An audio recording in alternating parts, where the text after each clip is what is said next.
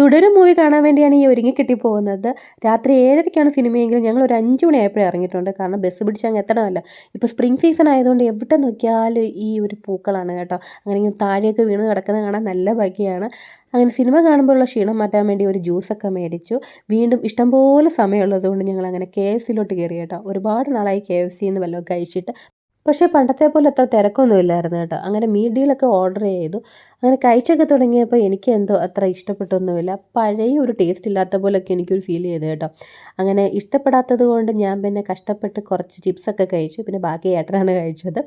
അപ്പോൾ ഞങ്ങൾ തിയേറ്ററിലെത്തി. ഞങ്ങളാണ് ആദ്യം എത്തിയത്. അതുകൊണ്ടാണ് ആരും ഇല്ലാത്തത്. കുറച്ച് കഴിഞ്ഞപ്പോഴത്തേനും നല്ല തിരക്കായിരുന്നു. പിന്നെ സിനിമയെക്കുറിച്ച് പറയുവാണെങ്കിൽ എന്താ അടിപൊളി മൂവിയാണ്. ഞാൻ വിചാരിച്ച ഒരു ഫീൽ ഗുഡ് മൂവിയാണെന്നാണ് കേട്ടോ. പക്ഷേ അങ്ങനെയല്ല. മൊത്തത്തിൽ കിളി പറന്നു പോയെന്ന് വേണമെങ്കിൽ പറയാം. അങ്ങനെ സിനിമയൊക്കെ കഴിഞ്ഞിറങ്ങിയപ്പോഴത്തേനും രാത്രി 11 മണിയായി. അങ്ങനെ ബസ്സൊക്കെ പിടിച്ച് തിരിച്ച് വീട്ടിലെത്തിയപ്പോഴത്തേനും നട്ടപ്പാതിരയായി കേട്ടോ. അപ്പോൾ ഇന്നത്തെ വീഡിയോ ഇത്രയേ ഉള്ളൂ. ഇഷ്ടപ്പെടുവാണെങ്കിൽ ലൈക്ക് ചെയ്യുക, ഷെയർ ചെയ്യുക, സബ്സ്ക്രൈബ് ചെയ്ത് സപ്പോർട്ട് ചെയ്യുക.